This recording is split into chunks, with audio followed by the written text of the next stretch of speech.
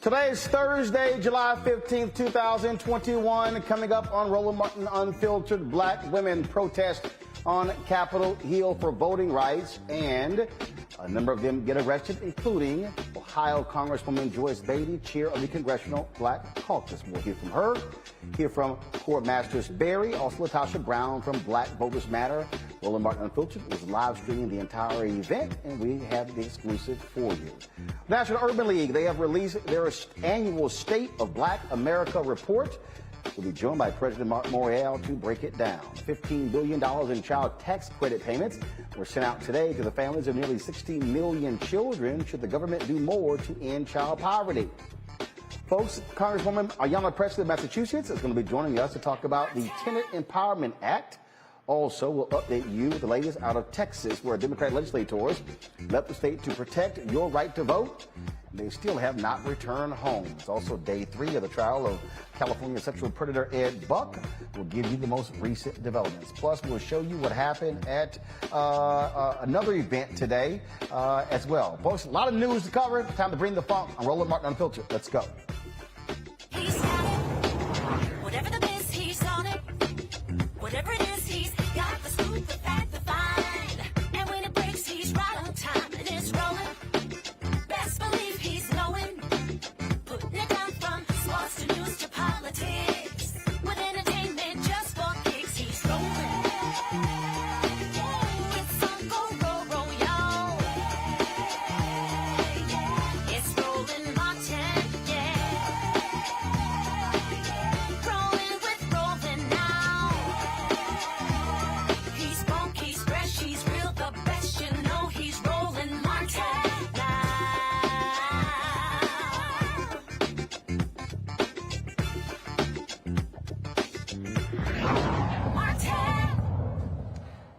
It has been more than a year since the death of George Floyd. Significant promises have been made to African Americans from corporate America, from foundations as well, to deal with racial inequality, to deal with the issue of race equity. President Joe Biden, his administration, has talked about race equity when it comes to the federal government. All of these announcements, lots of press releases, lots of posting on social media, lots of black squares, but little action.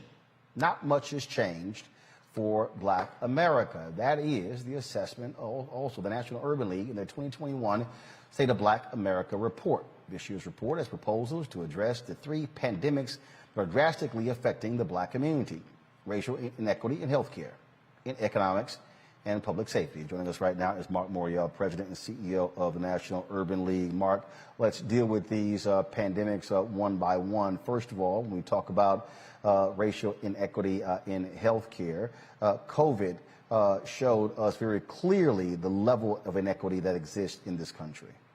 Roland, thanks for having me, and appreciate always the chance to talk to you. 2020, others learned what we knew. We knew, we lived, we experienced health inequity.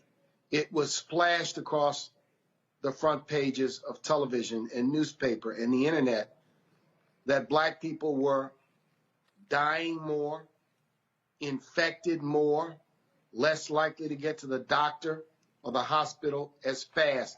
It exposed the inequities in our healthcare system. Our report this year against that backdrop says, if we are serious, then we have to build a new normal of a more diverse, equitable America. It means a different approach to healthcare. It means we've got to expand coverage. It means we've got to make sure that there is a focus on prevention. It means that healthcare infrastructure, which leaves many black communities without hospitals, doctors, or clinics, if we're going to rebuild it, we have to rebuild it differently. Ditto for the economy, ditto for law enforcement and the justice system. The thing that how I laid it out at the top, and so we've gone through this whole year of people saying, oh my God, now we really, really see there's a problem. Okay, where have you seen action take place that is moving in a positive direction? So I would say, Roland, that number one, if you think about things like the selection of Kamala Harris as vice president, the installation of Vanita Gupta and Kristen Clark at the Department of Justice, the implementation of the child tax credit, these are steps. But in 1 year, one thing has become clear, and that is this fight, this work for racial justice, transformation, and change has been met by a countervailing force. January 6th, the tsunami of voter suppression. We are in a fight and in a battle. This is not a playing field where people are playing one-hand touch football. This is a playing field where people are playing hard tackle football, albeit maybe without helmets or shoulder pads. So I think we've seen commitments. I don't think we've seen actualization. And I've candidly said, Roland, to people, if you want my fairest assessment, ask me in 3 years if the commitments that have been made have been consistent and followed through on, or whether they were flashes in the pan. I hope that they're consistent. I hope that there's a follow-through. I pray that people mean what they say. But at this point, we're still in an early stage. Make no mistake about it, the activism in the streets in 2020 led to the historic record voter turnout, which put not only the Biden-Harris team in the White House, but allowed the Democrats to achieve 50 and then plus one, a narrow majority in the United States Senate. And we rightfully expect to see results, substantial and meaningful results. But the political side of me understands that things like the filibuster stand in the way, that out-and-out vicious resistance from some of the most hateful and racist people in the country when it comes to the stripping away the right to vote also stands in the way. So this fight and this work is not easy. So here's what I think for me when I look at what's going on. I think some people get it, other people don't. I have been saying, Reverend Dr. William Barber says this, John Hope Bryant has a book dealing with this here. I have purposely been saying that we have to think about this in terms of the third Reconstruction. And recognizing the first one lasted anywhere from 12 to 16, some say 20 years. The second one, about the same period of time. And I said this one has to last as long.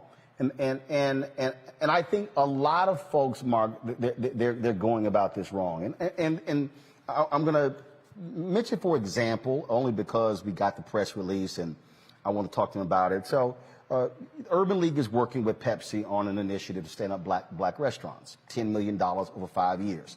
Absolutely important. I support it. Pepsi is also going to be driving $100 million. They want to drive $100 million to black-owned restaurants over the course of 5 years. Not a problem. Support that as well. But I made this point. Pepsi spends about $3 billion a year when it comes to marketing. I said if Pepsi does 5% with black-owned media, that will come out to $150 million a year, $750 million over 5 years. So I juxtapose, and again, I am fully supportive of what they're doing. What I'm saying is 10 million over 5 years, important. Drive 100 million over 5 years to black restaurants, important. But if Pepsi did 5% with black-owned media, that would be 750 million over 5 years. That blows away the other numbers. Now, there are $322 billion that's going to be spent on marketing.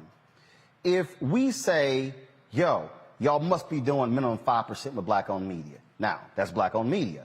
I'm saying also, Mark, we should be challenging black board members and saying black catering companies, black limousine companies, black event planning companies, black PR companies. Because the moment right now is to say, we're not interested in, I appreciate aid, I appreciate philanthropy. I'm talking investment. And I think we've got to be talking reconstruction, rebuilding, massive programs, and challenging not just corporate America, but challenge these massive foundations and these colleges as well, because billions are flowing through and they love us spending, and we've got to be looking them in the eye and saying, I'm sorry, we're simply not satisfied with small amounts. And I think that has to reverberate, Mark, over all of these black organizations, because Dr. King wrote in Chaos or Community, Where Do We Go From Here? He said there are 4 institutions that are positioned to unify black people: the black church, the black press, black fraternities and sororities, and black professional organizations. And he said all 4 institutions have never fully gave themselves to liberating freedom for black people. That, to me, is how I think we have to be challenging our own black organizations, Mark. And I'm up to the challenge, Roland, because I don't think none of us have done enough. But it takes more than, let's say, we're going to do it to sustain this level of pressure. Look, let me be honest. No black advertising firms have contacted me. Okay? So one thing we have to truthfully, do, most of them are basically out of business. They're only a handful. Yeah, well, there's still, one or two. Yeah, but only a handful is still alive. Yeah. Part of it too is we have to also curate closer working relationships around this agenda. Absolutely. Right? Because calling a press conference and calling people out is important. But if there's no follow through, if there's no strategy behind it, we'll get nowhere. So I think you're absolutely right. All of these companies, I don't want anyone to think because anybody accepts a contribution that ends up helping the community, that somehow that equates to satisfaction. I'm not satisfied. That's right. And I think that phrase, I'm not satisfied, has to be our clarion call. And I think, I can't speak for anyone else, but I think that very few of us are satisfied.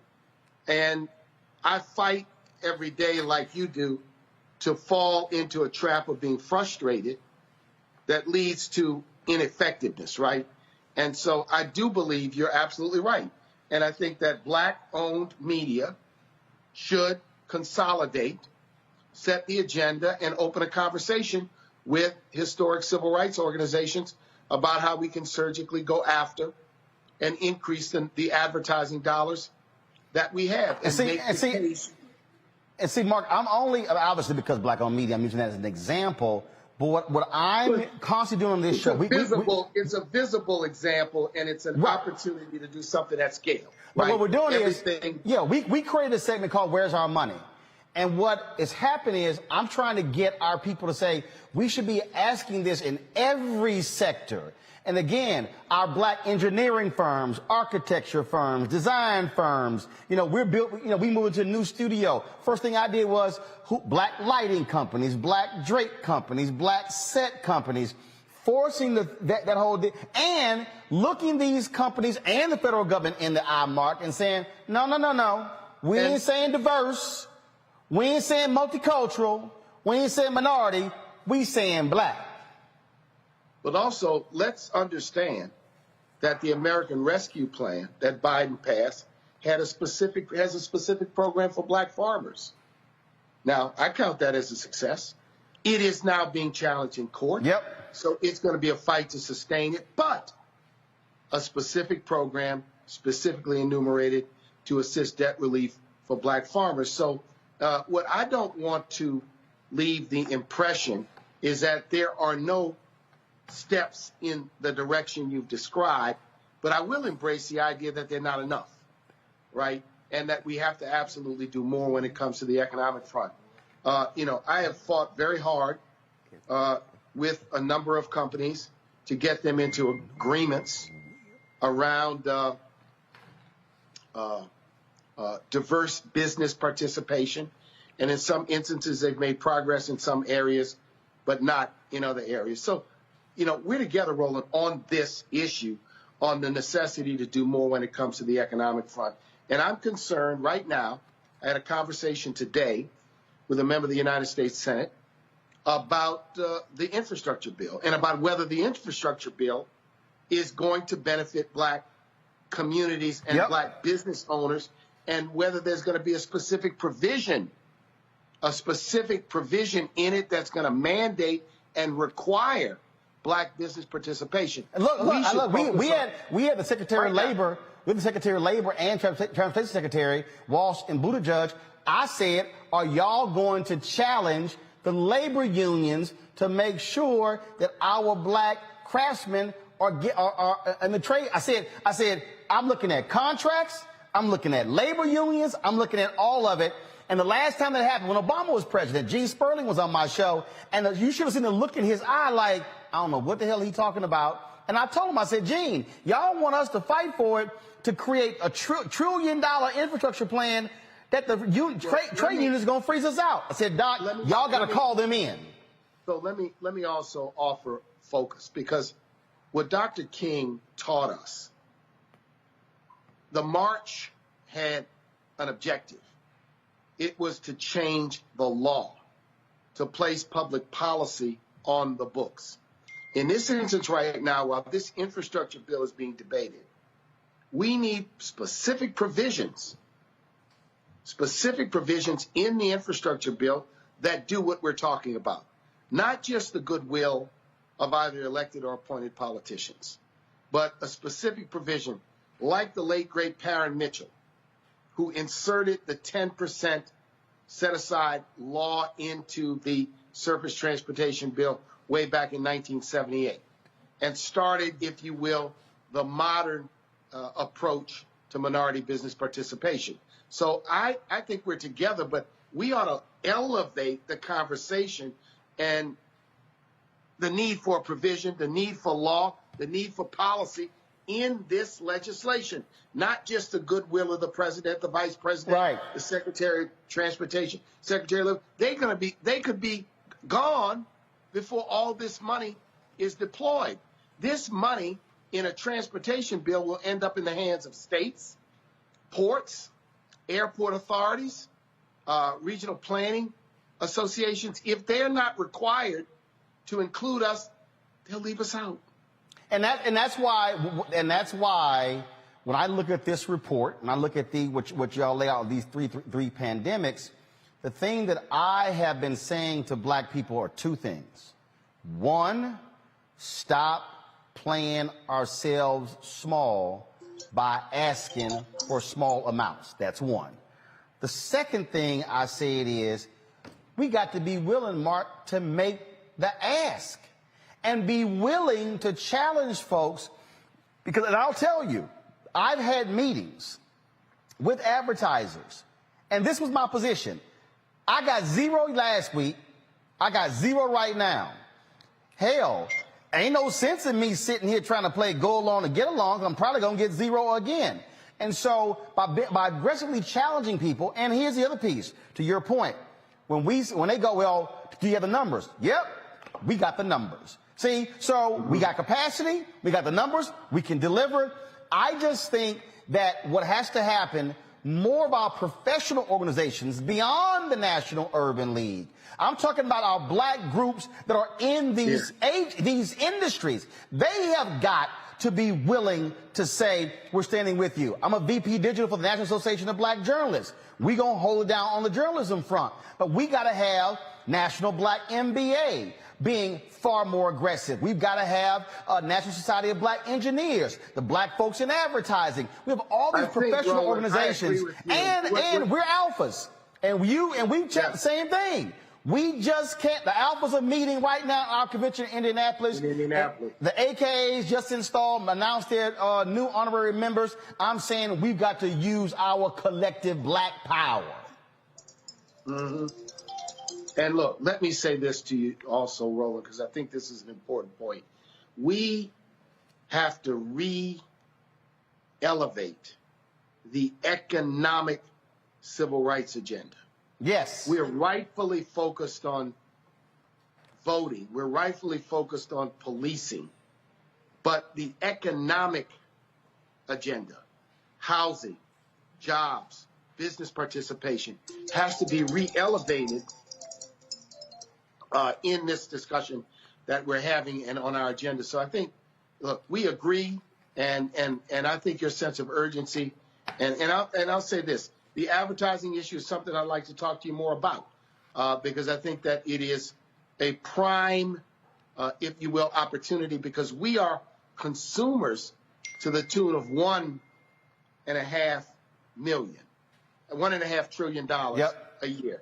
And when you take black and brown and Asian people together, we're almost 5 trillion.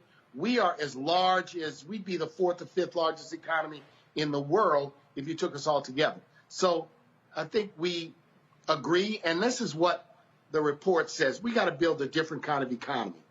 And part of this is minority or black business participation. Last question for you, and it's sort of, NAACP used to do this when Kwesi Nkrumah was the president. And I really believe that these things, report cards, are effective. Have you and the Urban League considered either partnering with the NAACP or just doing it yourself, bringing back those industry report cards, making them public and saying, we're going to award A, B, C, D, and Fs? That was a project that Kwesi did. It's a very difficult project. You have to have a tremendous amount of work.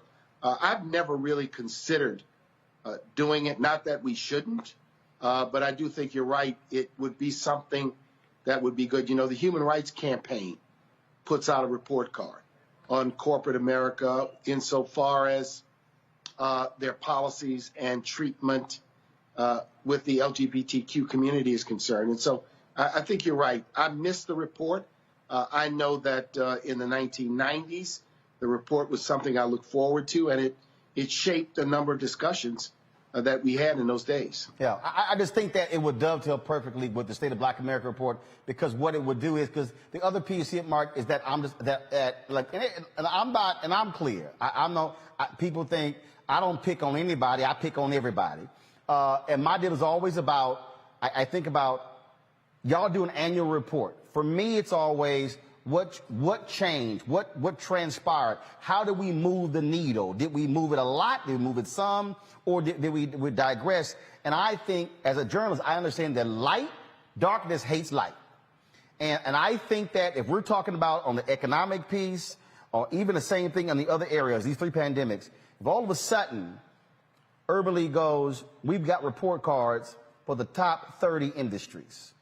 And if you sitting there with a D or F, folks are going to all of a sudden, and when that becomes public and we get to tell Black America, these are the companies who we gave an F to. These are the companies that got a D. I think some folks will be moving a hell of a lot faster when they start getting those Fs dropped on them based upon hiring and contracts and procurement and all of those different things that are critically important. And so I think we do that, because this is what I said, Mark. I'm 52, I'll be 53 in November. Somebody told me, well, these things take time. I said, look, we all have an expiration date, and we ain't trying to leave it for the next generation to fight the same battles. I say we go hard or we go home. And also, it's a relay race. We gotta run our lap. It's not about staying in the starting blocks. We have to run our lap, and we'll pass the baton. But, you know, you can't pass the baton unless you run your lap. Right. Absolutely. Where can people, I got people who are on YouTube and Facebook, they want to know right now, where can they actually go read the report? Stateofblackamerica.org, stateofblackamerica.org. You can get the report. It's free. It's online. We've got a lot of great authors, great information. Love, hit us up on social media in terms of what you think. We've been doing the report. And also, I should say, Roland, this year we've got a tribute to the late, great Vernon Jordan, whose idea it was in 1976 to publish this report. Well, you can come here anytime. We're building something. We're going to have a big announcement on September 3rd. I can't wait to, and which is the next phase of what we're doing, because the other piece is that, look, networks and other places, they might have you on. They're going to have you on for a few minutes. We've got to be, to me, educating and enlightening our community about the issues. And then once we enlighten and educate them, then we got to activate them. Well, Roland, we know you're our generation's activist journalist. And we know you not only are a great journalist, but you're an activist and a champion for our community. So I always thank you, brother. I appreciate it. Thanks so much. We'll talk soon. Okay. Thank All you. right. God bless you. Yes, sir. Let me bring in my panel. Reese Colbert, Black Women Views. Dr. Greg Carr, Chair. First of all, Greg is Howard University, African American Studies, and also Faraji Muhammad, radio and TV host. The reason, the reason, Greg, some might ask, man, why are you so ornery on this whole stuff? Because I have been spending an inordinate amount of time, and I haven't even finished the book. And y'all have been hearing me talk about Martin Depp's book on Operation Breadbasket.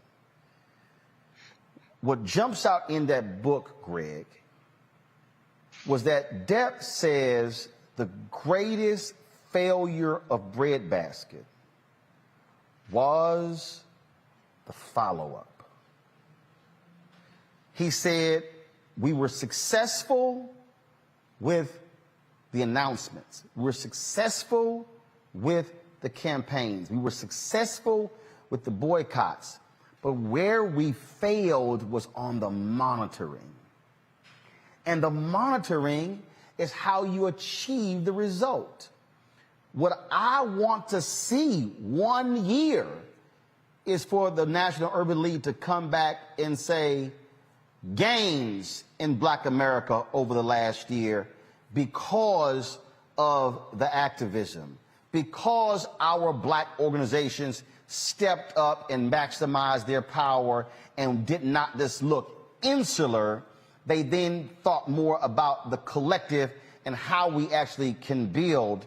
And that's why I am thinking about King's book, Where Do We Go From Here, as well, when he challenged those 4 Black institutions, because what the hell is the point of having Black power if you don't use it?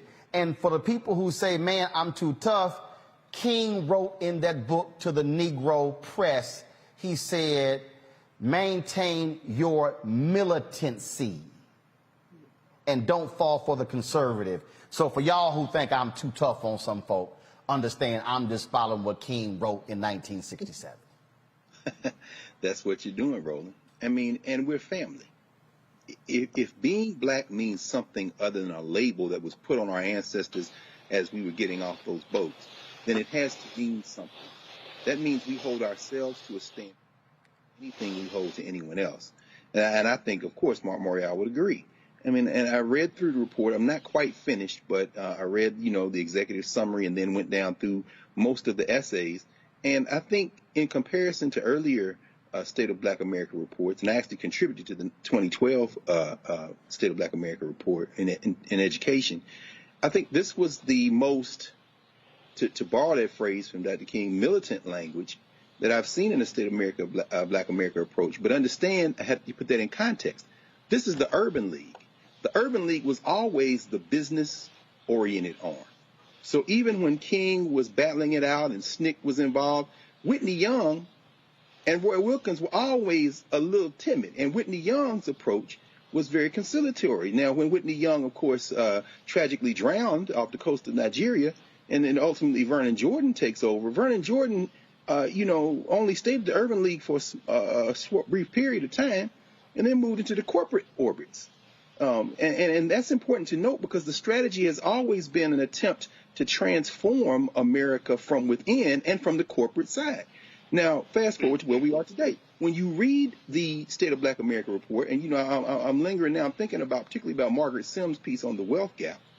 She says, most Black people in this country, if they're going to have some form of wealth to be able to transfer to the next generation, it's going to come from their house, from their home, from property. And the reality is, and Mark says this at the beginning of the report, he says, I don't talk in terms of pie. Rights don't mean a piece of the pie. There is no pie. I kind of have to disagree. When you're talking, the pie metaphor fits because we're in a capitalist society. And what you have to understand is that the reason these people are engaged in voter suppression, the reason they're trying to shave off points to steal elections is because the business interests in this country use the politicians to advance that capitalist agenda. And that's not an American agenda. That's a global agenda. And as a result, it ain't but so much reform you can do coming at it from the business side. And the Urban League can't go out there rah-rah, because the simple fact of the matter is, to tell that truth might mean the donations dry up. And that's why I think it's, which means I think there is some progress in this report, because even the chair of the board, a white man, said, you see what happens when business withdraws its support.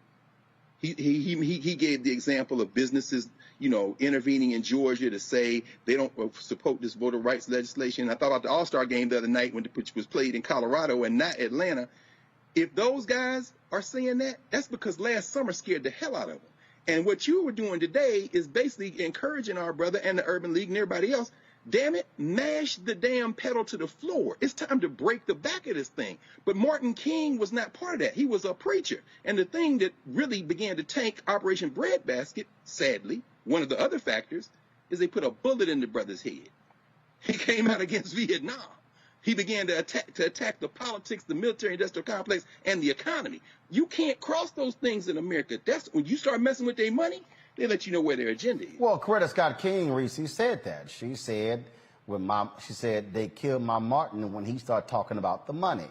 The reason I am so hard about this, because at the end of the day, you got a group of people out here who are saying reparations. Got it. But that requires the political people to find some courage to vote. Well, hell, they can't even vote on the For the People Act.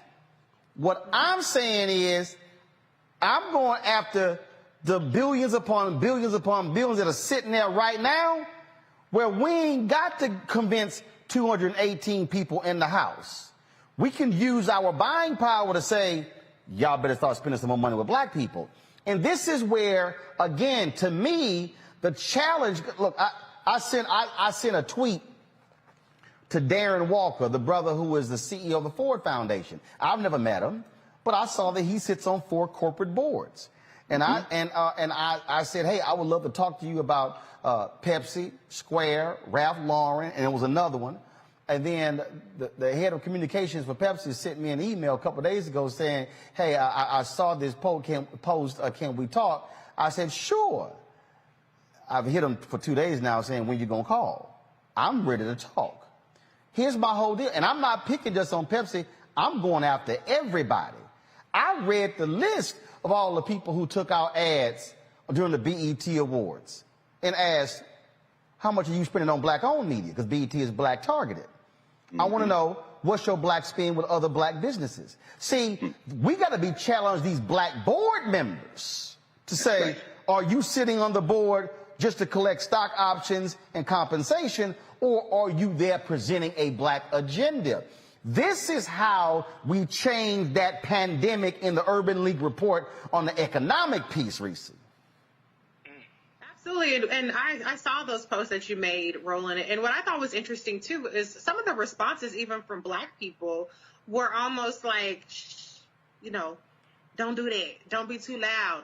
Or people were saying, well, Roland, you're only talking about this because it benefits you. And that is the problem that we have as a community, is that we fail to see the collectivism that we have and how we all have a shared vested interest. Even if you're not specifically benefiting from something, that doesn't mean that it benefiting, like, for instance, Roland Martin Unfiltered, the company, the media company that you have New Vision, doesn't mean that it's not something that benefits all of black people. And so we have to come to grips with ourselves and how we often try to discourage people from being that loud voice of the room, how we often try to sit up there and tell people to go along to get along, and how often people get their little piece of the pie and then that shuts them up, as Mark talked about, in his segment. And so we have $1.2 trillion of buying power. Nobody is asking for anything other than a return on our investment. And that's the problem. We are consumers, and we don't realize that every dollar that we spend is an investment. We're just not getting the return. All we're doing is getting depreciable goods. All we're doing is getting fleeting goods. And we're not getting the return, whether it's in our communities, whether it's in the pipelines of talent. or anything. We're just getting depleted and taken advantage of. And so we have to realize our buying power. We have to realize our cultural power to be the trendsetters, to be the taste makers, and to say that we validate you or we can invalidate you. We can cancel you or we can put you on. Either way, we're the ones who are, making the decisions, and we have the power, but we have to harness it, whether that's with our voting or whether that's with our buying power. So I want us to see the power that we have and quit acting scared. Quit acting scared to make demands. Nobody else is scared to make demands. Why are we always so damn scared to make demands? Why do we always have to look at somebody else who's making a demand and act like they're agitating and that it's going to, don't agitate. Massa's going to be upset. What are you talking about? Agitate, okay? It's not taking no money out your pocket. If Pepsi gives Roland Martin Unfiltered or New Vision or whoever more money, it's not doing nothing to hurt you. It can only benefit our community. But we have to believe in our community first in order for us to really get behind people within our community. And I think, Faraji, and again, I am in support of Pepsi's restaurant initiative with the Urban League. But what I'm saying is that's just one piece. When I'm talking about corporate America, I want money for black-owned media. I'm also saying there are black PR companies, black agencies, black transportation companies, black catering companies, black event planners. I mean, I want all of them getting paid too. I think part of this is also, Faraji, black people, and I've experienced this in my career, black people, a lot of black people get real scared when you even say black. I'm talking about like, oh shit, Roland said he unapologetically black. Oh man, can you tone that down? I'm like, why? Why? Yeah. And that's because here's the deal. This is very basic for me, Faraji. This is very basic. You can't show me anything in the history of America that black people have gotten being passive. Look, let me tell you something. You are actually on point, and I want to say with Reese and Dr. Carr, it's the same thing. All of us have been on point. But I want us to, Reese, you brought up a point about, why aren't we making the type of gains? Why are we afraid to agitate? And let me tell you why. Because when we were brought here, and I know people like, oh man, this is bad count, but we gotta look at, and I know Dr. Carr, you can testify to it. When we were brought here on these shores, and we had undergone the great travesty of slavery, we were broken down. And then as the years have gone by, once we got out of chattel slavery, we came into a different place. But there were some things that were left off the table for black people to know. One of those things is the art and the science of business. Because why? Business is warfare. That's something that I learned from the most honorable Elijah Muhammad, Minister Farrakhan. Business is warfare. When you start talking about real money, then you're going to have a problem with white America and corporate America.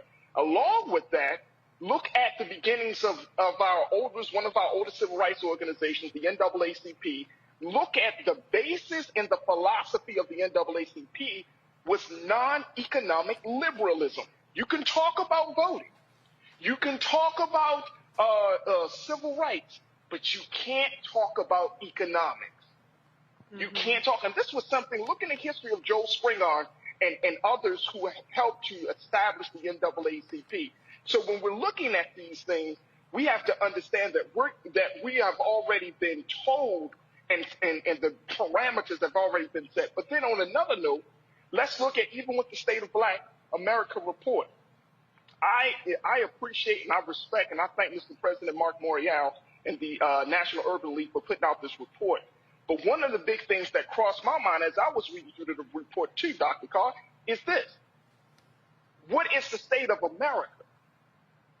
Because the state of Black America exists because of our codependency in the relationship to the state of America. So we can't say the state of Black America as if we are some separate entity. We are we all in to the American way. Now, if you look at the state of America, I heard Minister Farrakhan said this in his book, Torchlight for America. He said, America's on her deathbed. That was back in the 90s.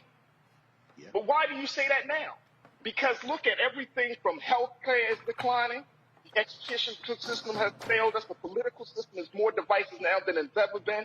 All of these things, America's on its deathbed, so that must mean the state of Black America is already in the coffin. So we're at this point now where we have to not just talk about minor gains, and I'm with you, Brother Roland. We can't talk about minor gains. We got to do major game-changing moves because the urgency and the time is so critical. The crisis is so big and it's upon us that if we don't make those major moves right now, then guess what what's gonna happen? We are going to essentially pass on this same struggle to our children and grandchildren and their children. And that's not fair. That's not fair. And to add to your point, Brother Roland, nothing in this that Black people have gained in this country has not come without struggle. We can't run away from struggle. We can't run away from making the ultimate sacrifice. Even if it's talking about taking lives, we have to make the ultimate sacrifice because enough is enough. And I'm with you, Brother Roland, and I'm with Mr. President. I'm not satisfied with a couple of $100 million, especially when you have corporations that bring in billions of dollars. It's not enough. I'm not satisfied. And that's why, that phrase, again, not satisfied is important. And see, and I'll say this to people, look, folks, they can hear my commentaries on, iHeartRadio's Black Information Network. Okay, so here's a perfect example.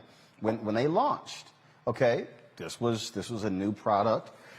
These were the founding partners, which means advertisers of Black Information Network. Bank of America, CVS Health, Geico, Lowe's, McDonald's USA, Sony, 23andMe, and Verizon. Okay? So here's my whole deal. I've said this to my ad team. I want the same founding partners. I want the same multi-million dollar, multi-year deals. So let's say these deals were $3 million a year. Well, that means that, go back to it, so if it's $3 million from Bank of America, $3 million from CVS, Geico, Lowe's, McDonald's, so that's 1, 2, 3, 4, 5, 6, 7, 8. That's 8 companies. That means I need people listening to understand what I'm talking about. If those 8 companies became founding partners of Roland Martin Unfiltered, and some things that we're working on, y'all, that's $24 million right there. That's $24 million solely from those companies. Y'all, that's 8. That's $24 million. Y'all, that's $24 million every year times 3. That don't even include other people who comes along. Now, right. And I'm walking through this, so I need people watching to understand, because to Reese's point, to the arrogant, dumb people out there who like, this is all about benefiting you. Let me do the math for you. If we got $3 million each from these 8 companies, that's $24 million. And I decided to go higher. 40 people at $100,000 each. That would be $4 million. Y'all, let me do the math. That's $4 million, 40 people, 100,000 each. Let's say you threw in benefits and other things like that. Let's just double it. That comes to 8 million. Y'all, 16 still left over. That's 40 people who probably gonna largely be black because of a black media company. That means, do y'all now understand, the folks who are watching and listening, how companies now build capacity, now have the ability to be able to grow, now have the ability to be able to say, oh no, it wasn't just me and Anthony going down there live streaming at the state capitol. We have a team in Georgia. We have a team that in Texas today when the preachers were at the state capitol. We have a team here. See, now all of a sudden, but as long as black media, and I'm using black media as the example because you can substitute Roland Martin Unfiltered, you can substitute any black-owned company in there because prior to COVID, I told y'all there were 2.6 million black-owned businesses in America, 2.5 million had one employee doing average revenue of $54,000. That's why when COVID hit, we lost 41% of our businesses because, frankly, no disrespect, they weren't real businesses. If you got one employee, you are not a business. I'm sorry, you're not. So that means out of 2.6 million black-owned businesses, only 100,000 in America had more than one employee. Folks, that's why the Urban League State of Black America report talks about an economic pandemic. And then when you talk about $100,000 jobs, the place where most black people are actually able to make at least $100,000, government jobs. Brother Roland, can I throw something in there? Hold on, let me add this here. And what's the one place Republicans want to slash? Big government.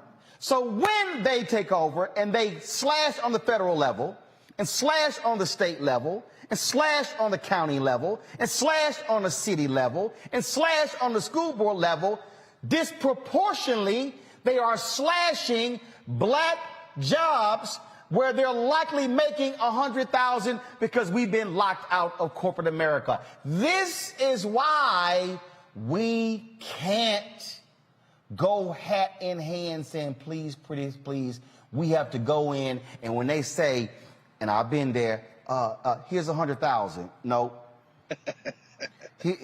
Here's 200,000. No. Come on. Y'all don't even understand, even politically, when the Biden campaign first put an offer on the table, I said, hell, I ain't even responding to that. And they came back with a second offer. I said, I ain't responding to that one. They came up with a third offer. I said, I ain't responding to that one. See, they were like, who is this Negro? It's because we've had a generation of black entrepreneurs who have been too willing to accept $5,000 when they should have been asking and demanding $500,000. Well, guess what? I am a media Frank Lucas. I'm going to get that money. Because that is the only way we change the dynamic is when somebody says, no, you can't offer me no small change. I ain't taking it. Come back with something else. And if you don't, I'm going to put you on blast. So what you want to do? Y'all might say I'm wrong. Fine. Show me a better way. Faraji, go ahead. Just real quick. I mean, what you're putting out there is exactly the type of passion and vision that we need. But let's also bring this into the conversation.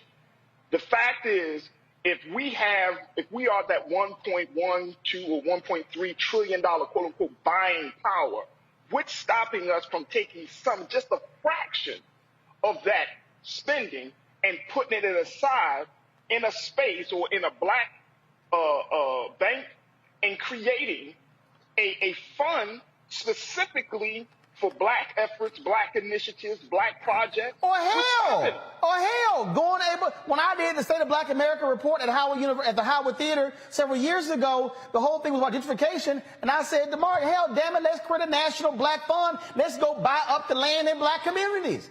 I mean, again, I'm sorry. I can't keep bitching about gentrification if we not going to buy the land.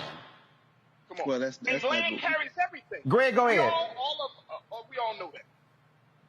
Yeah, no. When you mention Reconstruction, I think it's critical. Again, looking at this year's State of Black America report, when they start talking about, Margaret Sims started talking about home ownership and the wealth gap, they didn't talk about reparations. I can understand that's a political issue, this kind of thing. But what happened in the 1860s and 70s in this country, that was probably the last chance the United States of America had to really exist for a long time in the future. That was the time. That was the moment when the Confederacy had its back broken to engage in a land transfer to those 4 million Africans who had been enslaved.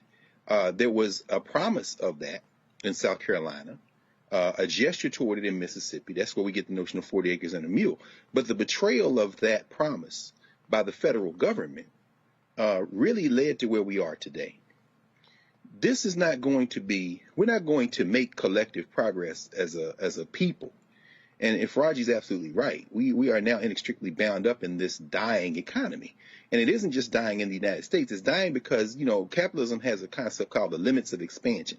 This is imperialism. That's why what's happening in Haiti and Cuba, Venezuela is not disconnected to what's happening here. It's about capitalism.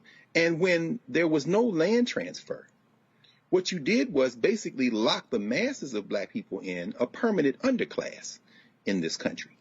And so then, as Faraji says, you have discussions about rights, voting rights, this kind of thing. And Booker Washington, of all people, understood that. I wouldn't agree with a lot of his positions, but one thing I would agree with him on is, you have to have ownership of land and then to generate wealth. And when you read this, there was a sister who wrote one of the pieces in the State of Black America report talking about the PPP, the Paycheck Protection Program. And after that essay, there was a sister who wrote about the Lilly Foundation. And she said, I worked with Tiffany Benjamin, and she said, the Lilly Foundation is transferring $25 million to help in the Urban League, and we're going to have partnerships, and we're going to talk about apprenticeships. And I'm saying, $25 million, y'all spent that on lunch this morning. And I'm saying, the idea is that the reason there won't be a collective black movement in this country is because class politics in the black community in the United States, no different than class politics and capitalism anywhere, means that those who have benefited from the mass movements in this country, and I'm talking about the black elite now, who get in those corporate suites, will then gesture toward diversity, equity, and inclusion initiatives and try to maintain their precarious position. Now, when you commit a form of class suicide or being a traitor, remember Martin Luther King was blocked in many ways by his own alma mater, Morehouse, and then now that he's safely dead, he can now be praised. But never forget that even the HBCUs, which are mentioned throughout the State of Black America report, are employment streams to preserve that kind of precarious class perspective, this class position, rather. So finally, Roland, the reason you can talk like you talk is the reason that the previous generations of black press could talk like they talk, because they were subsidized and supported by black people. So you can go in there and say, I'm not taking your money, because everybody watching and everybody who does watch puts in those nickels and dimes and pennies and dollars and $50 subscriptions and become members of Bring the Funk fan club, which means you can walk in and say, Rome, like you just said, Faraji, like the Nation of Islam, Mr. Faircut, don't nobody run me, so here's what I'm doing. Everybody else is like, bruh, you about to mess up our good thing. Don't you see us in the room? We represent everybody else. And then when you say, well, why don't you do something? They say, my presence is doing something. And that's why black people are increasingly not voting. That's why black people are increasingly turning away from this. And that's why if and when you get those subsidies, it's going to be because these capitalists understand if they don't give you some more money, they are going to run the risk of not being able to then try to dictate the terms of what you say. There's a reason why Summer Redland and Viacom and them bought BET. You can't have these Negroes running out independent. They may turn around and organize. They are never going to subsidize a revolution. This is the simple fact of the matter. And that's the reason we're walking through this, because this is all about using the platform to teach and to educate. Gregory Nasif is political director and the chief spokesperson for Humanity Forward. These checks are going out, Gregory, with regards to the child tax credit. And that's a good thing. That is important. That is an important thing. I think all these things sort of come together because we have to understand the history of America. The federal government, taxpayer dollars, was used to, frankly, build white America and disenfranchise black America. And so this is a part of this economic piece, but it's not the only piece. So explain really what is going on here, who's actually going to benefit these 60 million households that are going to be receiving these checks. Yes, and thanks for having me on, Roland. I really appreciate it. The new changes to the child tax credit, it's more of a child benefit now, They've made it's expanded, and it's most importantly, it's fully refundable, which means it's no longer a credit just for folks who have high tax burdens. It will go out to low-income families, families with no income, and it'll go out monthly. That's how families budget. That's how they should be getting their help. So what we see here in this policy is it's the biggest shift toward closing the widening income gap since the Great Society programs. And more importantly, it's the first investment that we've made in America's future in a long time. And when I'm talking about American children, children all the way up the income ladder, starting at zero all the way up to 150,000 are getting that full benefit. It's $300 a month per child under 6, $250 a month per child under 18. It's going right to their parents. It's going to help them with food, with school supplies, whatever, daycare, helping their parents get back to work. So it's really whatever those families need. It's trusting families to know best what they need for their children. Those first payments go out today. We're really excited about it, and we're hoping this program can continue beyond the end of the year. What's the economic cutoff? So it starts cutting off at a joint income of $150,000 for families. And it's kind of an off-ramp there. And then it goes all the way up, the lower version of the credit, all the way up into $400,000. So the vast majority of the American public is getting the full benefit. Well, I get a kick out of those people who go, oh my goodness, they're $150,000. I saw some person complaining like, oh, $150,000. That means nothing. Actually, they were whining that $400,000, the Biden tax cut plan, talking about, you know, that means nothing. You're living in New York and then or Manhattan. I had to remind this fool that the median income in Manhattan is $78,000, not $400,000. I'm like, so there are a lot of people who are not living there. And so, and put that in perspective, because there's somebody, and there are people who are out there who they go, well, that's just unfair because me and my spouse, we make combined more than $150,000. What's the median family income in America? Well, I don't have that set off the top of my head, but again, it doesn't exceed 75. Right. So the median family income in America, which is a median income for a family of 4, is actually half of what this cutoff is for the child tax credit. Yeah, 98% of families qualify for the full benefit, and it's something that you said 98%. Yep, 98%, and for 90% of families, it's getting deposited right into their bank accounts. They don't have to do anything. The other 8%, we're fighting to make sure that they're on file with the IRS. Go to childtaxcredit.gov if you're watching. Tell your friends, go to childtaxcredit.gov. Make sure you're on file. If you've got the stimulus checks, if you were on file, if you filed in the past 2 years, 2019 or 2020, you're getting that full benefit.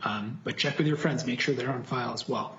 Folks who have had low income, they might not be on file, and then they're not going to get this benefit, at least not immediately. Okay, okay, first of all, okay, start with it. Explain that. When you say low-income people who are not on file, what does that mean? Sure. Explain that. So the biggest change in the child tax credit is every child gets it now. It's not a tax credit anymore.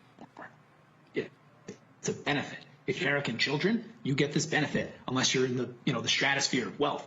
So folks who've had no income, who aren't working, maybe they're working under the table, and they haven't filed taxes. You file taxes every year. If they didn't file in 2019 or 2020, the IRS doesn't know that they're raising children. They don't know that they have those dependents, and they're not going to get those benefits, at least not immediately. So that's why folks need to go to the IRS website, childtaxcredit.gov, and make sure it's a simple form you fill out, so we can get those last folks who aren't on file with the IRS, that they can get on file and get that benefit for their children. So for the people out there who are watching and listening, to see if they qualify for this, to make sure they're on record, you said go to irs.gov? Yep, /child tax credit or childtaxcredit.gov. Childtaxcredit.gov. Okay, we'll tell everybody to go to childtaxcredit.gov, and then you can put your name and your information. So let's see if this comes up. So, and what you do is you put in your information, Give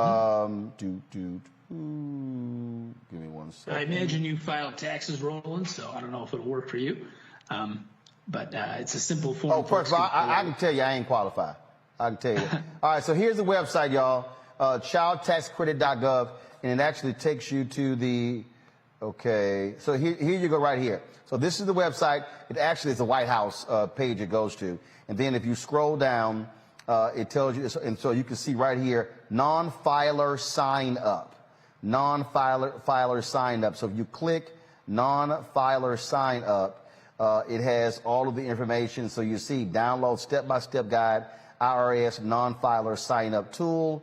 And so let's just say IRS, boom, it takes you there as well. Child tax credit non-filer sign up tool. Okay.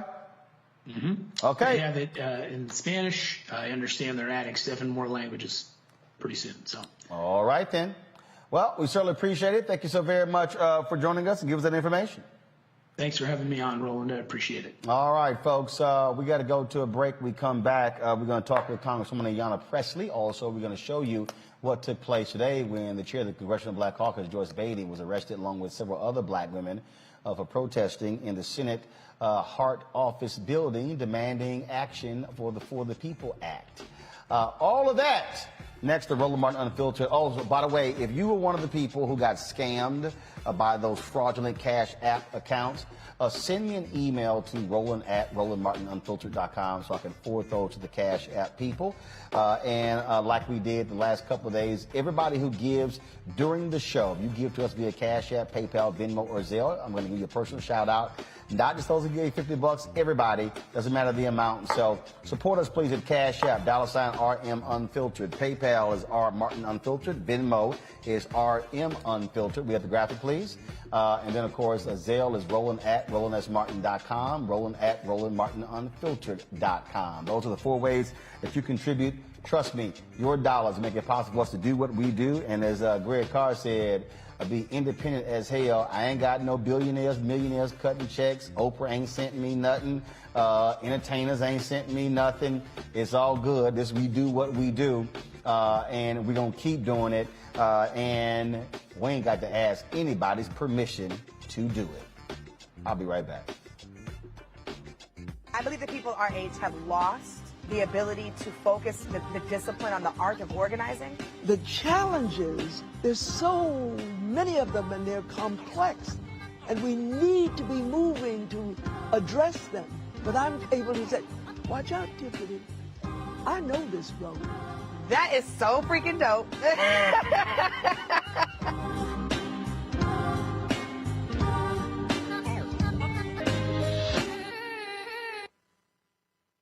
George Floyd's death hopefully put another nail in the coffin of racism. You talk about awakening America. It led to a historic summer of protest.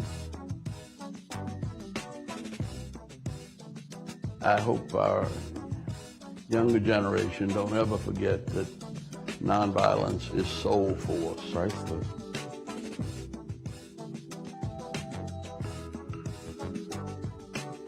Hey, I'm Donnie Simpson. What's up? I'm Lance Gross, and you're watching Roland Martin Unfiltered.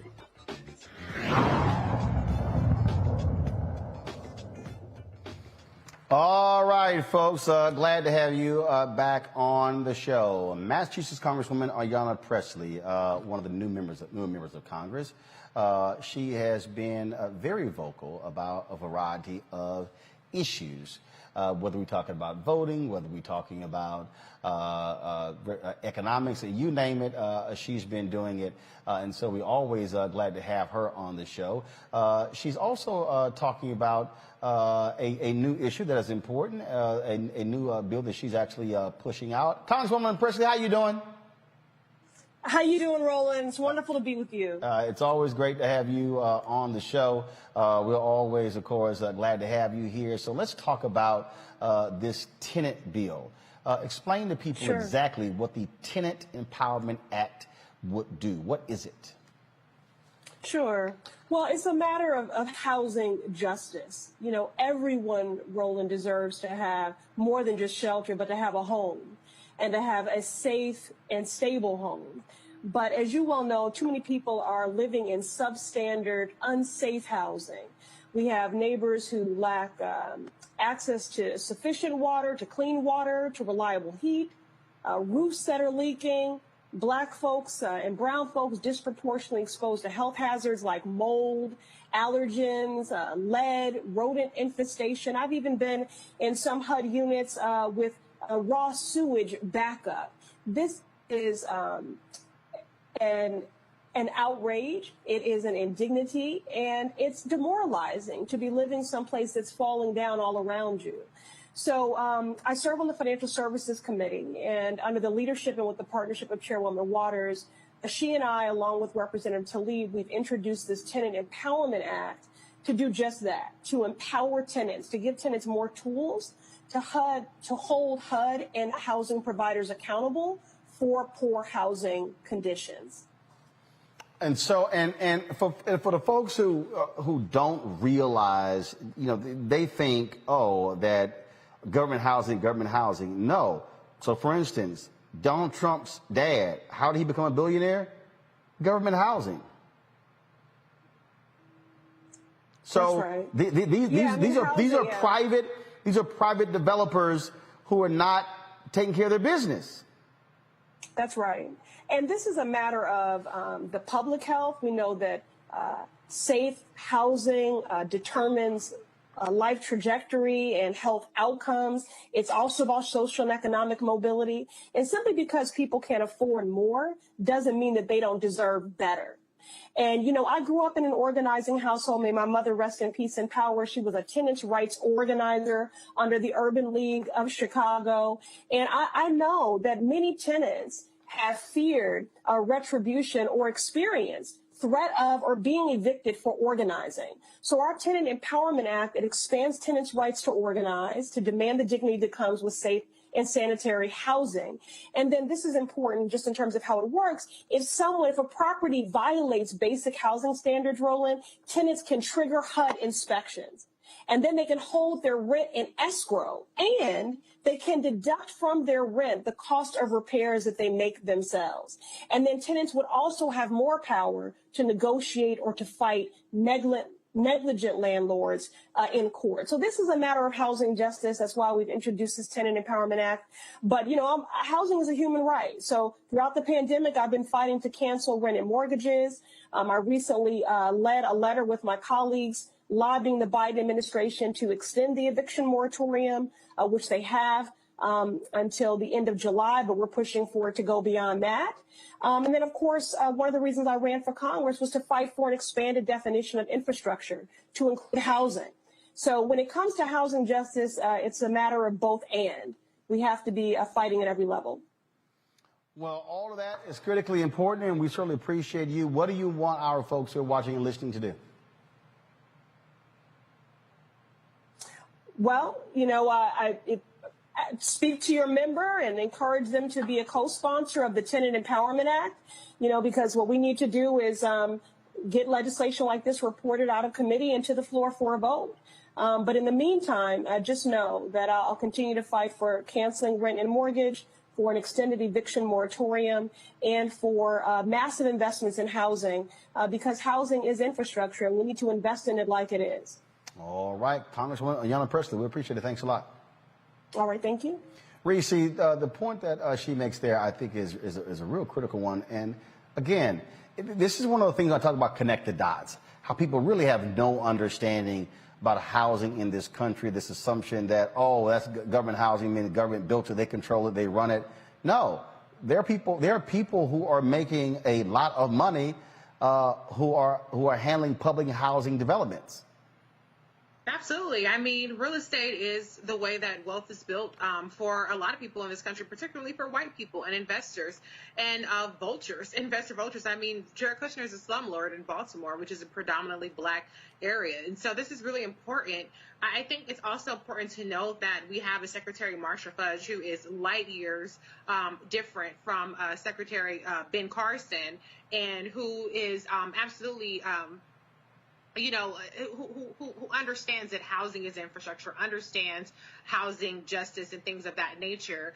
But, to Congresswoman Ayanna Pressley's point, this is about collective bargaining and things of that nature, which she could not just unilaterally decide to do with her with Secretary Fudge's executive power. And so I think this is another one of those things where we have to realize that it collectively benefits our society when people have housing justice, when people are not living in substandard conditions.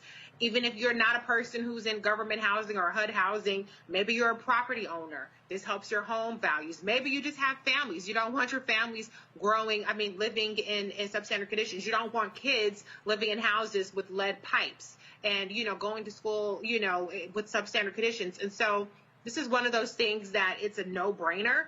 There's no benefit to taxpayers for landlords to be slumlords. And as a matter of fact, one of the things that Congresswoman Ayanna Pressley points out is that it's very expensive. There are tens of billions of dollars in repairs that are backlogged from these housing units that are being basically subsidized by the government. And so it's in our best interest, if for not a moral purpose, if that's not compelling enough for you, for taxpayers' best interest to have people who are actually getting this money, the investors and the landlords, to do the right thing by their tenants. This is something that, Faraji, that I've covered housing my whole career. When I was a county government reporter for the Austin American Statesman, a city hall reporter for the Fort Worth Star-Telegram, this was a part of my portfolio. And there's nothing worse than people who are making tons of money off government housing, government contracts, and then screwing over the tenants. No, there's nothing worse. I mean, having a safe home is not a privilege. It should be a human right. This is a human rights issue.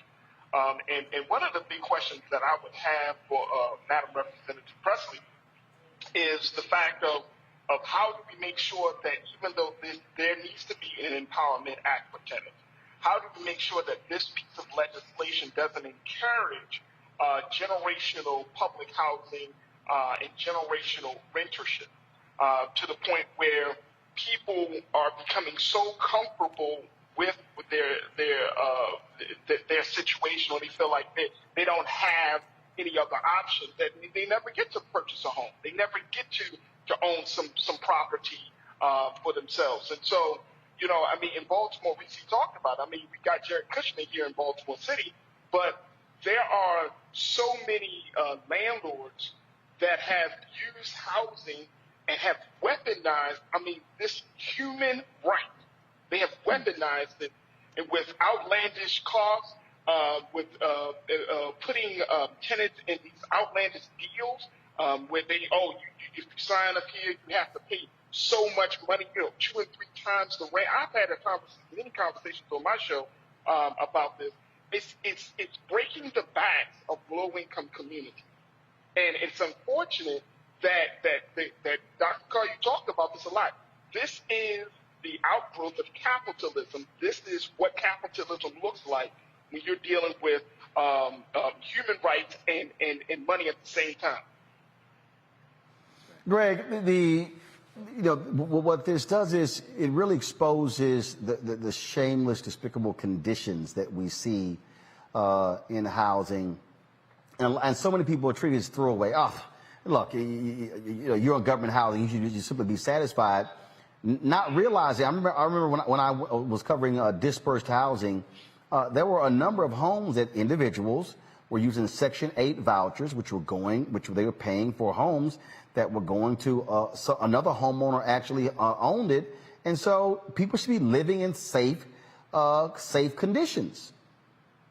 Absolutely. If you don't own, you rent, and we are seeing a transformation in this society. Airbnb, for example, here in DMV, all over the country, really, people are going to extract wealth from other people. And this country has trained us to focus on the people who are at the disadvantage, and not, as we just heard, what we just heard. Reese laid it out, and then Faraji came right in and doubled it. That snot-nosed Jared Kushner and his daddy are slumlords.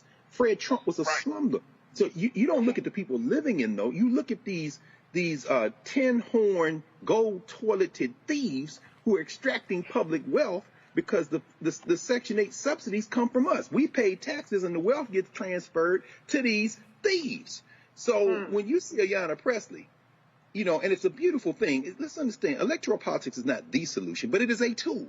Understand when she evokes her ancestor mother, Sandra Pressley, who came out of Cincinnati, then to Chicago, then to Boston, she spent her whole life organizing for tenants. Her daddy did the same. That's how her father and mother met, in Cincinnati, in the streets, organizing. Their daughter now, second generation, because the people in Boston had the good sense to send her to Congress, can now, on that side, the policymaking side, and she talked about this in terms of advocating for this education. She said what has happened to people has been what she calls policy violence. She can now do something about it. That's why you vote. And when you get in there, she's saying, as like Roger said, you're not going to pay your money to this slumlord. You're going to put it in escrow. We're also going to make it easier for you to organize. See, that's what capitalism is afraid of, is organize. When people organize, you can break the back of this. The last thing I'll say is this. That's the same policy thrust. And when you had the brother on a minute ago talk about that child tax credit, you know, when Ajwa walked me over to Cedric Richmond, and I'm so glad that she did, because I'm sitting there listening to him talk. And again, y'all, this is why you support Roland Martin Unfiltered, because Cedric Richmond has been on these airways. Ayanna Pressley was on these airways. And then we're going to hear from Joyce Beatty. When Cedric Richmond came on, he said what he said to me that day, which is, when this child tax policy thing drops, people will understand this is guaranteed income for children. Somebody's going to be able to buy the baby formula. Somebody's going to be able to pay for daycare and employ another person, probably a black or brown woman, at a better wage to take care of their children. This is what happens when you get together and put policymakers in there that can do that. Now, these Republicans, none of them voted for that, but they all going to take credit for it in their hillbilly places where them $300 checks went into people's accounts yesterday too. And you've got to break their damn backs, because that $3.5 trillion budget outline that came out today, that Bernie Sanders probably won't double that, still with Ayanna Pressley, but he's the chair of the budget committee. They got $3.5 trillion tied up. Y'all need to go sit and break Joe Manchin's back. I'm talking to white people now. Y'all better go to West Virginia and Arizona. You've been saying this over and over again, Roland. Break their backs, because this is the kind of real world change that you can have when you put policymakers in place to take the money away from these damn thieves and return it to the people who need it most. This is a lesson in politics today.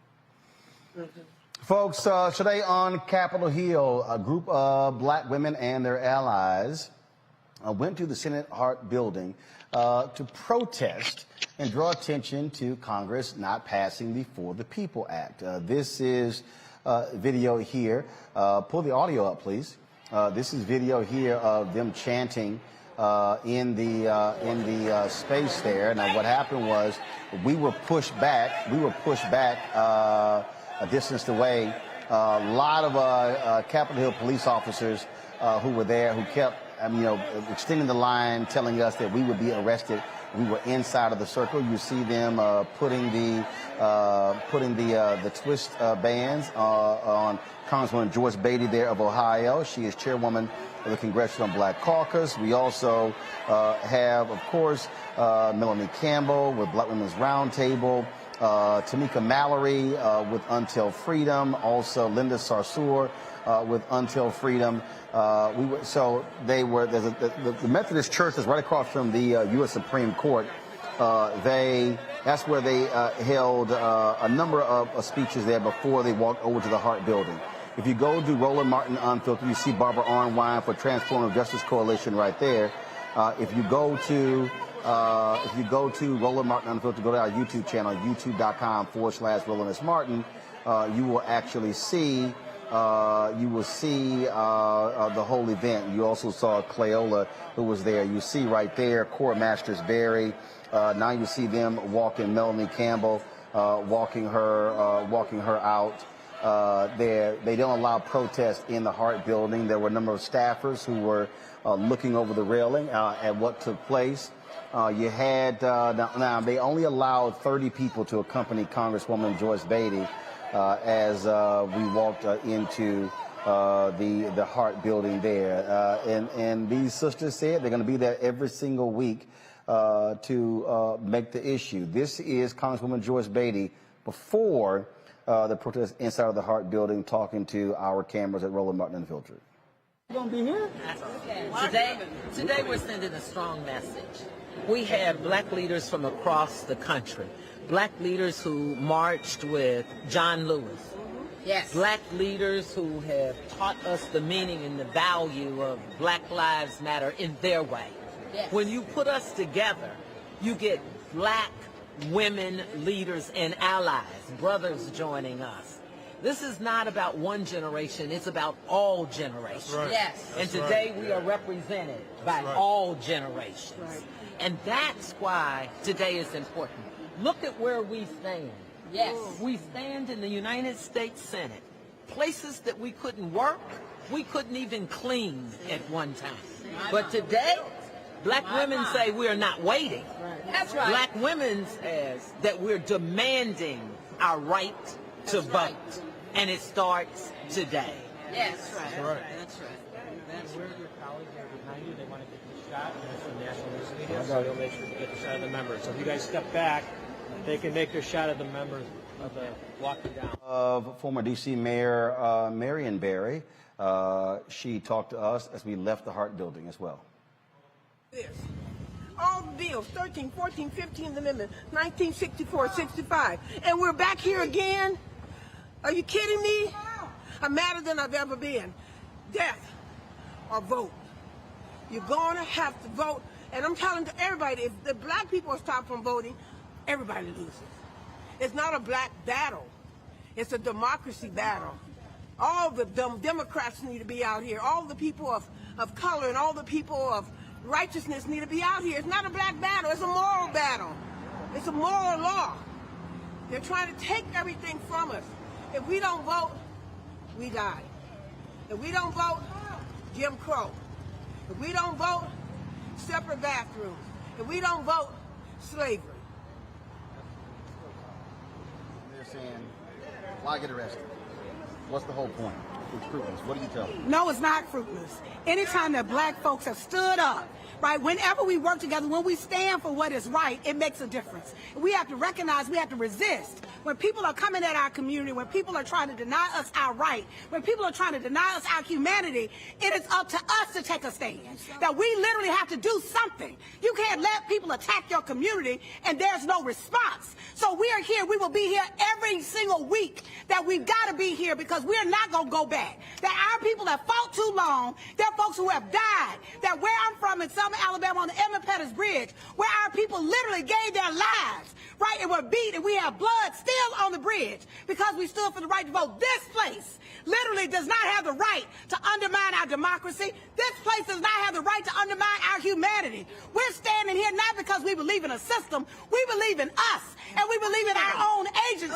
And we believe that in our agency, we have the right to make a decision. Any decision being made about me and my family, I have to be a part of that decision-making process. And so anybody that's watching this, every day, there are decisions that are being made in this place that are impacting our children, that are impacting our families, that are impacting our community. And you have a responsibility to stand for it. You have a responsibility to stand for what it is that you believe in.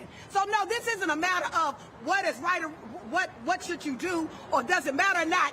Anytime I'm operating the fullness of my power, because God gave me that, not the U.S. Constitution. It is God that says that I have agency, that gave me that because my life matters. And all the people in my community, our lives matter. And if we believe that, we have to stand on it. We have to act on it. And so that's why we're here at the Senate. And we'll continue to go to the Senate. And we'll go to the White House. And we'll go to the Congress. And we'll go to the streets. We're going to go wherever it's going to take for us to go because we ain't going back.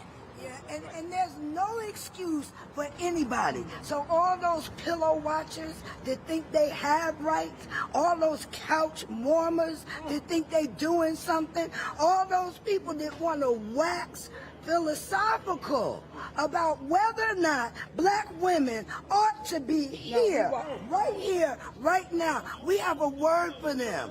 It's time for you to get up and join us. And it's not just a black thing. It is for every one of us. This democracy, I thought on one day it was about one group of people. Now I have an understanding that there's a group of people in power here that will perish. They will give up on democracy to keep power. Now, anybody that understands that, that's what time it really is. So it is not about a partisan thing. It is not about a black thing. And it's not just about my interests. This is about, some of us have bled into this. And all of a sudden, when we get the right to have some majority ruling, it's going to be a new day? I think not. We have come to Washington. I traveled here from Georgia. I'm sitting in hot D.C. to say not on my watch. No, but they're doing this not because we losing, family. We are winning. We are changing the political landscape in this country. We are changing what it looks like. And so that is literally why this fight is about. This fight is because people are stepping up. This fight is because people came out and voted last election. Deborah? Yes, step on that. So we are glad that people are here, but we're going to keep coming out. We came from Georgia and we're bringing back buses. We will continue to come out. We helped to get the vote in Georgia, to help to get 2 U.S. senators, and to help to flip the state. And we will not be deterred. So we came up from Georgia and we came to D.C. and we're going to keep coming. We're going to keep coming and we're going to keep coming. We're going to keep voting. We're going to keep coming because this is how democracy works. This is what democracy looks like. When black women come out and stand on the front line, that's when things change. And we changed this last election, and we're going to change the next election. So our message to our congressional representatives is if you don't represent us, someone else will, because we will vote. Yes. Ariel Singleton, tell us about the black youth.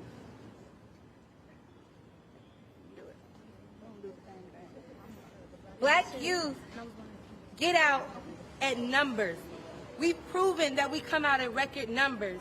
There used to be a divide just amongst us and our ancestors and our people that were in front of us saying that we sit down and we're too lazy. One thing that they did is they stood behind us this election season, showing us what we had to do, standing behind us, giving us the education, saying our vote matters, letting us know that we have to take it seriously because during the pandemic we saw too much that they are falling. And so we had to realize that at some point, we have to hold ourselves accountable too.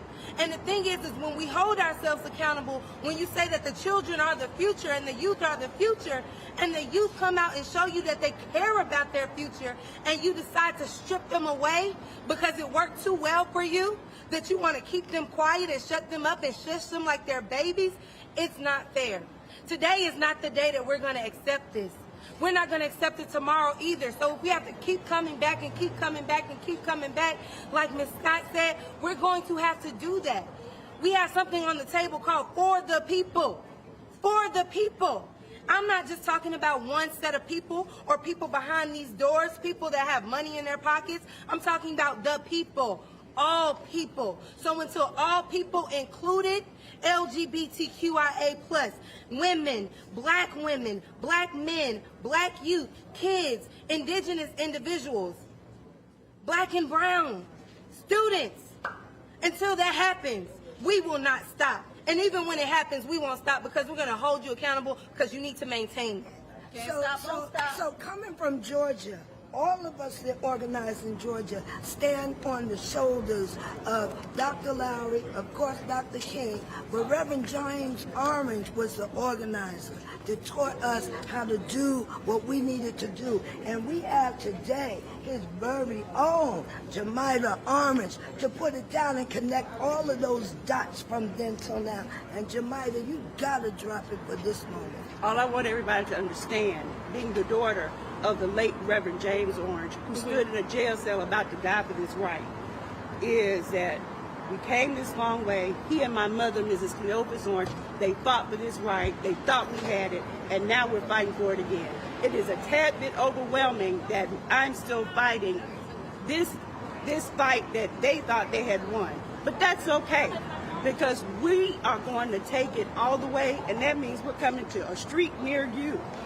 We're not going down lightly. And so be prepared, because the legacy of all of the civil rights, all of the human rights, all of the labor rights activists We're coming together as a collective to demand that we have the proper right to vote. Thank you. I think the thing there, Reese, is what these sisters are saying is that while you have a legislative battle going on, the pressure of groups like that has to also happen. It's amazing to me when people have no understanding of history without realizing that different groups serve different purposes. Thurgood Marshall in LDF, they were in the courts. You had SCLC and SNCC and CORE in the streets. You had the Urban League dealing with corporate America. You had National Council of Negro Women who were organizing sisters. I mean, so everybody had roles here, and so all of it still matters. It does, and I just have to give my hat to these women. I mean, they took us to church on every single thing that they said was just power and dynamic. And here's the thing. I love what LaTosha Brown said, I don't do this because I have faith in them. I do it because I have faith in us. If you're one of those people that maybe you don't have faith in democracy, which is understandable, if you don't have faith in politicians, maybe you're one of those people who's indifferent one way or another.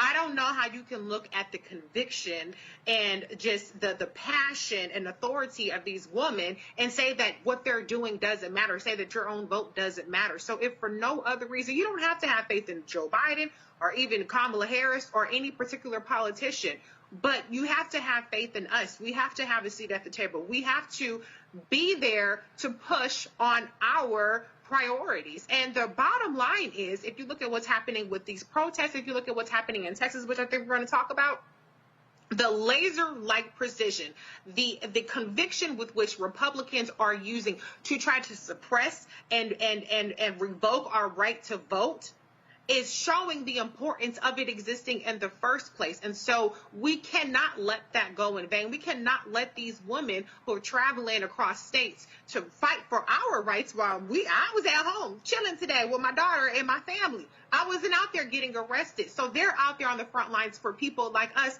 so that we can be on our keyboards or we can be on Skype or whatever and having this conversation in the comforts of our own homes. So out of respect for them, we have to show that respect. And so I, again, just give my hat to these women. I stand in solidarity with you. Like I said, I'm at home standing in solidarity, but I stand in solidarity with you because we have to understand the importance of what they're doing. The last thing I will say is there are people that are chaos agents. No reparations, no vote. No black agenda, no vote. That's chaos agents. And then you have people who are agitators. And what these women are doing is they're agitating a system where people need to be shaken and they need to understand what's at stake for us. Not just, and their audience isn't just the people in those halls. The audience is us watching, shaking us out of our complacency and shaking us out of our petty politics of, well, I'm not going to vote if I don't get this and if I don't get that. You don't have to approve. You don't have to be satisfied with what's going on. But you cannot relinquish your right to vote because they don't want you to, and it's for a reason. So exercise that power. If not for you, for them, for your community, always exercise that power. Faraji. Yeah, I mean, I'm with Reese on this one. I'm so inspired by these sisters, and to see grandmothers out there. I mean, when you see grandmothers out there getting arrested, I mean, that just speaks to you. My question is, where are the men? Now, I'm just asking, Brother Roland, so you can say they were there or they weren't there. But if you got that many generations of black women that are making that type of stand, then black men, we don't have to be all up in their space, but we can be as like a wall of fire around them. There were, so I'll say this here, there were, when you saw the video, it was that we showed with CORE on the inside, Reverend Tony Lee was there. There were, so here's what happened. They first were at the Methodist Church across from the Supreme Court. They had a whole bunch of different speakers. If you go to our YouTube channel, you'll see that whole program. But then there were the group who said they're going to walk over. And there were not most of the people who spoke, which included most of the men, did not go over. That was the group. So this group, they went over there. You see, roll a video. You see them in a white shirt. That's Reverend Tony Lee on the far right side. So most of most of the people who actually spoke at the program did not go over it. This was designed to get arrested. But to your point, yes, that has to be the case. It should be the case, which was one of the points that I made earlier when I was talking about Mark, again, how we utilize our infrastructure, which is bothersome for me. I remember when Loretta Lynch was being when her confirmation was being held up, and black women were going to Capitol Hill, they were marching, Melanie's group, Black Women's Roundtable, the Deltas, and I was like, where in the hell are the men? Where in the hell are the alphas? Where are the kappas? Where are the omegas? Where are the sigmas? Where are the iotas? Where are the 100 black men? Where are the masons? I'm sorry, where are the boule? Where's Sigma Pi Phi? Where y'all at? And what happened then was Jeff Johnson, Jamal Bryant, and I got on the phone and we said, well, we didn't go ahead and do it. So we put the call out. 200 brothers showed up, and we went to Capitol Hill, and we went inside. Man, it was it was more security waiting on us than on January 6th, and it was. And we went to the late Senator Thad Cochran's office to challenge him, and we didn't leave his office. But to your point, you're absolutely right. Too many of our black male organizations, they sit in their asses at home and not saying, this is real simple to me. Alphas should have said, I need 25 alphas at today's event. 25 kappas, 25 omegas, 25 sigmas, 25 iotas. That's 125. 25 100 black men, that's 150. 25 masons, that's 175. 25 Sigma Pi Phi, that's 200. Boom. That's all we're talking about. But we're not seeing that, and that's why we're seeing black women step out there and say, fine, we got it. So I'm there with you on that one. Well, and that's the big thing. And also with that, with black women have, the belief system of black women in the principles of democracy, the principles of justice, the principles of doing right by people. I mean, it's ingrained in the black woman to be that way, regardless of, and what I would say, in spite of all of the challenges that black women face today. And that's unmatched in any part of the globe. And so at this point, how can we not say, you know what, we're going to make sure that our sisters are protected, but at the same time, we're going to join the cause? Because I'm like you, Reese, it's so easy for us to stand behind our keyboards or our phones and make comments, and you're not making an effort to even step foot out there. I mean, you're just not even joining. You're not even picking up a damn sign. You're not even, you're not hashtagging nothing. You just, man, I wouldn't do that, blah, blah, blah. And there is that Negro mentality, that slave mentality that still exists even in 2021 that has to be challenged each and every day, each and every hour, each and every minute. Because why? The crisis of our condition in this country has called for us to say, I'm not satisfied, enough is enough. Well, Greg, that's why we got too many brothers who like this dumbass Dre Smith on YouTube. Black men, many of us know better than to buy into a system controlled by white oppression. We not sold on this political structure, sorry. And anyway, he's one of them sitting his ass at home people the sister from Georgia was talking about. This sorry, ignorant fool, Dre Smith, who all he does is run his mouth on YouTube, ain't organized nothing, ain't done nothing, ain't launched nothing. All he doing is run his damn mouth. Well, you know, if the brother has children in his household under 17 years old, let's say he has 3 children there, he probably got $900 today or $750, which I'm sure he's going to return. And if he doesn't make enough, and if he doesn't make enough to pay taxes, he got the money anyway. That was that expansion the brother was talking about. So I would encourage him and everyone else who thinks it doesn't matter to return that money immediately. It's, you know, my money, I pay taxes and I don't have any children, so give me my money back. All right, so now that having been said, today was political theater. And I'm not saying that as a criticism. I'm saying it because political theater is important. No one's lives were lost. As you said, there were more people arrested today, I suspect, than the 14 that were arrested on January the 6th in the hillbilly riot of the day. And I wish more brothers had been there. I saw Reverend Lee. I saw Tony Lee out there. And Ajwa was out there. I know y'all ran into each other again. And there were a lot of Deltas out there. I suspect some of the organizing was done by Delta Sigma Theta. And you know, they have a rapid response kind of gene, I think. That having been said, I don't expect anything out of the black upper class. Anything that we get from the black upper class, I think, is a bonus, quite frankly. And that's sad to say, because this isn't the civil rights or long black freedom struggle era. The end of legal segregation has seen the class fractures in our community become perhaps unbridgeable. People have gotten comfortable. And the last thing is that I love the way that James Orange's daughter said, and I think this is the key thing to know, we'll be in a community near you. In other words, they've been on buses and they've been in the communities, and you see people organizing on the ground. I mean, Cliff didn't get arrested today. That don't mean he's not committed. But what she's saying is, don't worry, because remember her daddy, James Orange, they put him in jail in 1965 in February in Alabama, and that is one of the things that triggered the Selma to Montgomery March, because there was a rumor that these crackers were going to go in and lynch him, and so they met up at a church to organize. And then after the meeting broke up, there was a brother named Jimmy Lee Jackson, who a cop ran up on, and Jimmy Lee Jackson, protecting his mother, was murdered that night.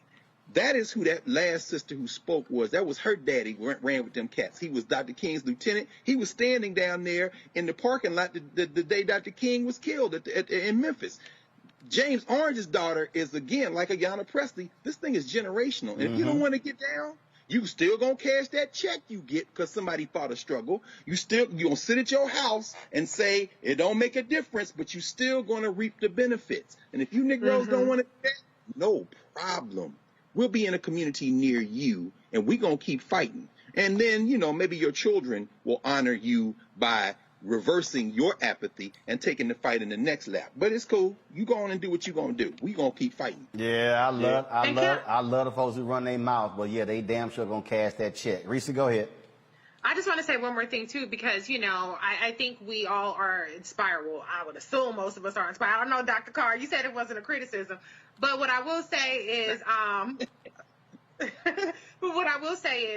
this really, to me, drives home the fact that there is not a black woman U.S. Senator right now, with Vice President Kamala Harris' ascension to the White House that left no black women senators. We have a chance to rectify that in 2022. You have Val Demings, Congresswoman Val Demings in Florida. You have Justice Sherry Beasley in North Carolina, and perhaps other people might join in and decide to run for the Senate. And so don't just look at black women putting their bodies on the line. I know that nobody got killed, Dr. Carr, but in the sense of they're still putting themselves out there and putting themselves in some measurable harm's way, right? And taking up some inconveniences. At a minimum, they're being inconvenienced. But the bottom line is they're traveling and they're putting themselves out there. Don't just thank black women for doing the work. Don't just look at black women of the mules of democracy, of the ones who do the labor and the heavy lifting. Reward black women. And it's not a reward for them, it's a reward for our society. But recognize black women in all of the facets that we bring to the table as leaders, as the conscience of this country, the conscience of the Congress, which Congresswoman Joyce Beatty is the CDC chair. That's the conscience of the Congress. Remember these black women. Remember these skills. Remember this conviction. As Faraji pointed out, this moral authority when it's time to elect black women, when it's time to fundraise and donate to black women, when it's time to pick black women to be your boss or to be your peer and your coworker. Remember black women in every facet when it counts. Don't just thank black women. Remember black women, elevate black women, amplify, vote for them, elect, fundraise, and appreciate black women, because that's what appreciation is. It's actually seeing them outside of just doing the work. It's seeing them in the roles that we belong in, which is all across our society. All right, then.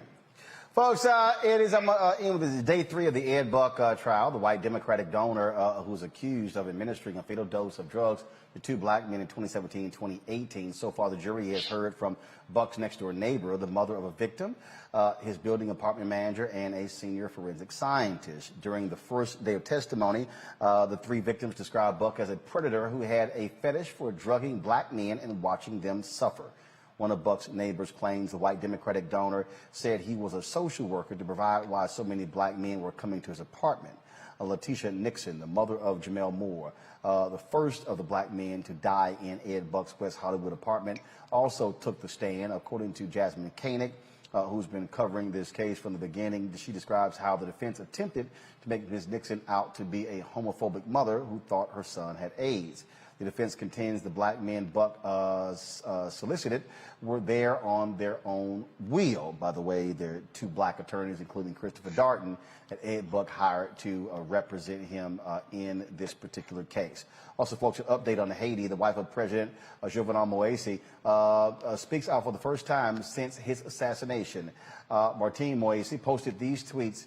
Thank you to everyone who is helping me pray for my return to life, because all the time you hospitalize your life from God and doctors.